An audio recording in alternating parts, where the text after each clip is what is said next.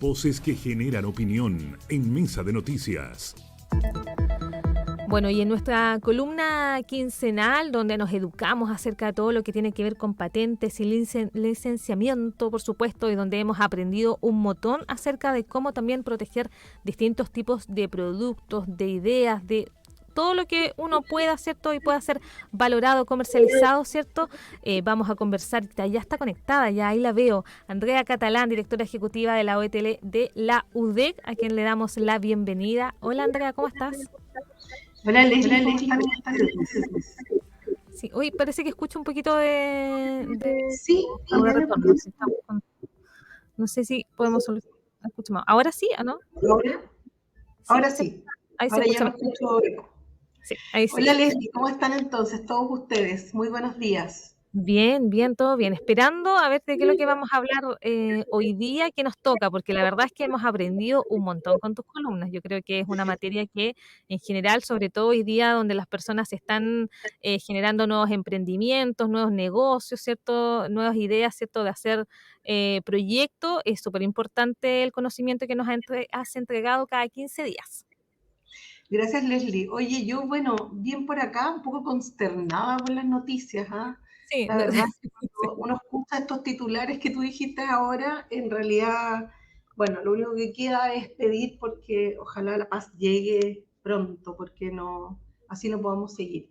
Oye, bueno, lo que vamos a hablar hoy día tiene que ver con las patentes también, pero voy a dar una mirada un poco distinta a las patentes para que también los auditores, quienes nos escuchan, entiendan que este sistema no solamente se puede aprovechar desde el punto de vista de cómo yo protejo mis invenciones, que es un sistema, tal como lo hemos hablado en las últimas dos columnas, bastante complejo, es caro, necesita de asesoría especializada, por lo tanto no cualquiera, ¿no es cierto?, puede hacer una cosa como proteger, ¿no es cierto?, un invento a través de una patente, se requieren ciertos requisitos para poder hacerlo, pero también las patentes son una fuente de información, ¿ya?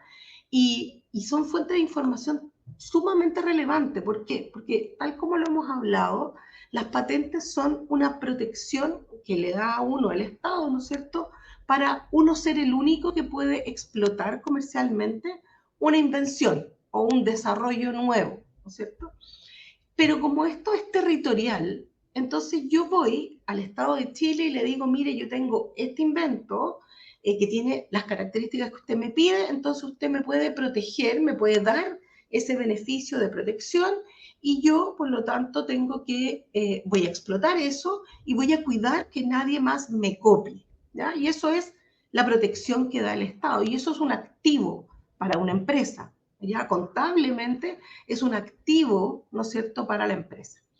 Pero como esto es territorial, muchas veces pasa que hay información de patentes que, por ejemplo, están solicitadas en Estados Unidos, en México, en Europa, pero que no están protegidas en Chile, ¿ya?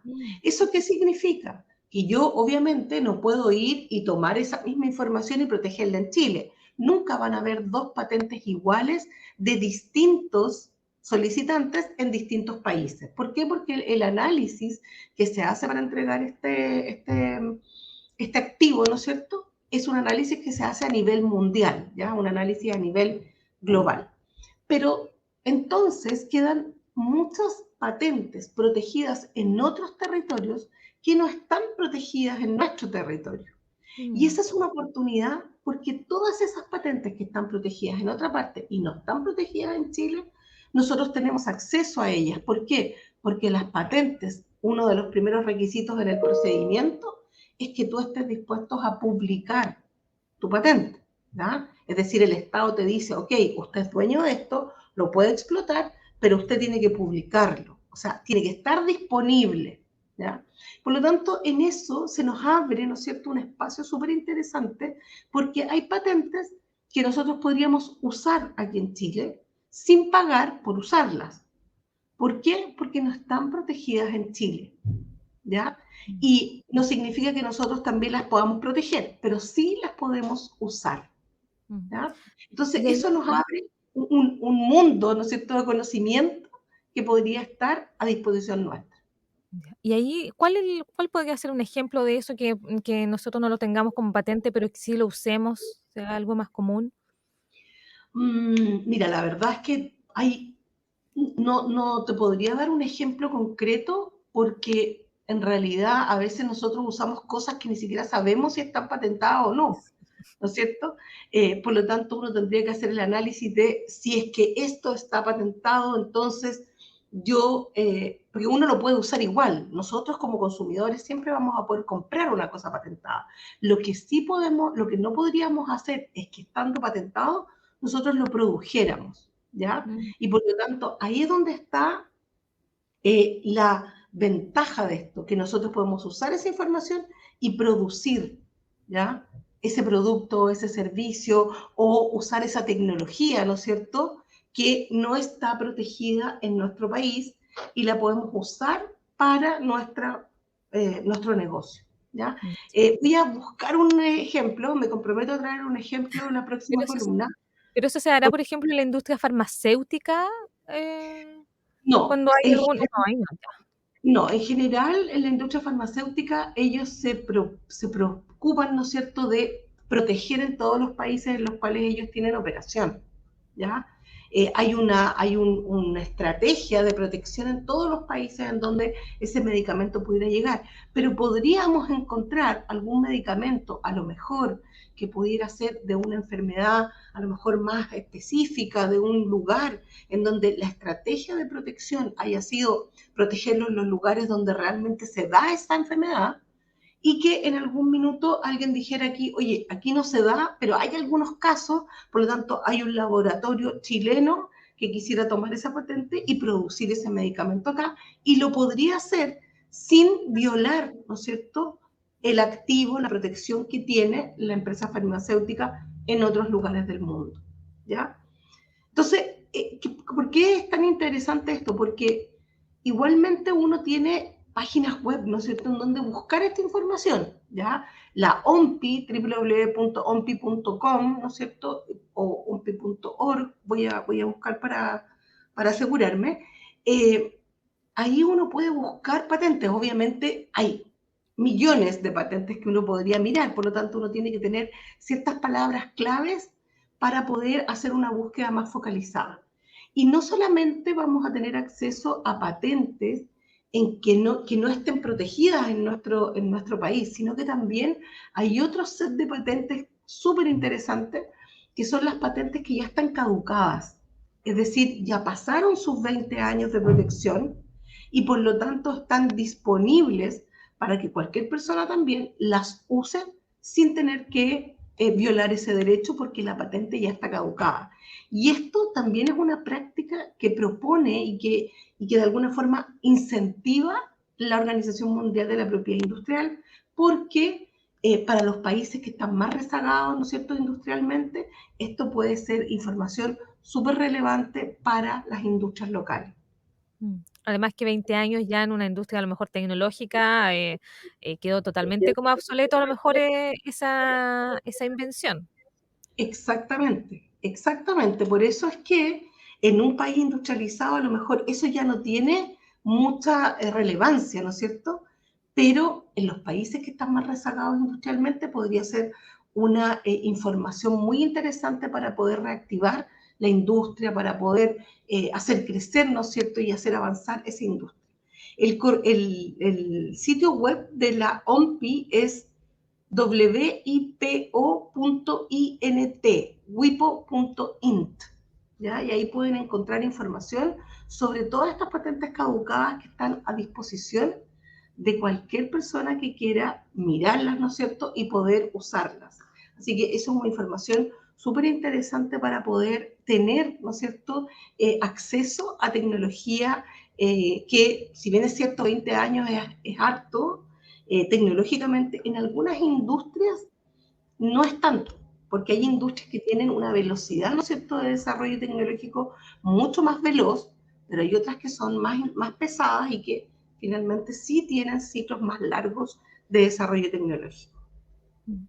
Y eso está relacionado cuando a veces uno conoce una tecnología y que es muy específica o que es innovadora, pero que después con el tiempo, ¿cierto?, se masifica.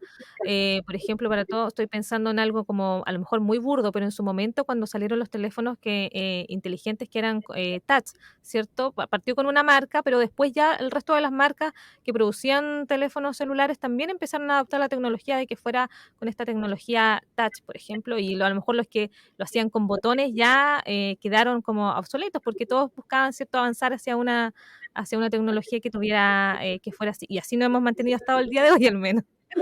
Sí, ya es tanto el estándar que tenemos del lo touch, que uno cuando ve a niños de 2 años, cuando uno le pasa un celular o un tablet, los niños hacen así con el dedito, ¿no es cierto? Como el scroll, en forma súper como intuitiva, ¿ya? Porque obviamente ya nos ven a todos usando la tecnología touch. En ese caso, la tecnología touch es bien interesante el formato, digamos, que tuvo, porque en general las empresas muy tecnológicas hacen integración de tecnología, ¿ya? Y cuando uno mira, de repente, no sé, y descompone en términos de protección intelectual un elemento tecnológico, uno se da cuenta que es un complemento y una suma de tecnologías que no necesariamente son de propiedad de quien finalmente comercializa el producto final.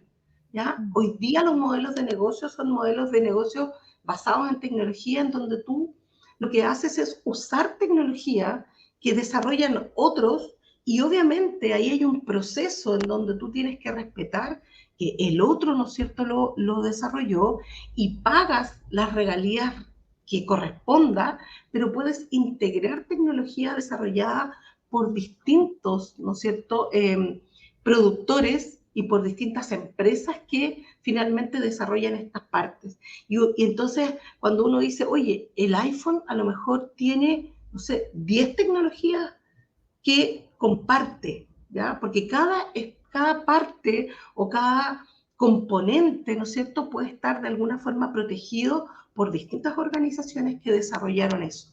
Este modelo de negocio es súper interesante porque muestra que uno, para poder tener éxito comercial con un producto, no necesita desarrollarlo todo. Hoy día el mundo es un mundo colaborativo, y por lo tanto, si tú quieres desarrollar un producto y para eso necesitas, ¿no es cierto?, algún dispositivo, un accesorio, tú no tienes que ir a desarrollarlo, tienes que buscar quién lo tiene desarrollado e integrarlo. Y eso hace mucho más veloz, ¿no es cierto?, el modelo completo para poder salir al mercado. Aquí, sin colaboración, el desarrollo tecnológico hoy día es impensado, impensado. Sí, porque uno piensa que hay cosas que, claro, partieron por una empresa, a lo mejor en particular, o con un producto, pero que después, ¿cierto? Son avances que van y que se van integrando desde hasta los automóviles, ¿cierto? O cualquier otro tipo de tecnología que se usa diariamente, ¿cierto? Y que finalmente todos los van teniendo y finalmente se transforman como un estándar de donde parte, ¿cierto? Uno no se imagina entonces comprarse un producto que no tenga, por ejemplo, una tecnología determinada. Bueno, esas tecnologías se llaman tecnologías dominantes. Son las tecnologías que de alguna forma se convierten en los estándares en las industrias, y que finalmente todo el mundo no puede no tenerlo, ¿ya? Mm. Porque se transforma en una tecnología dominante.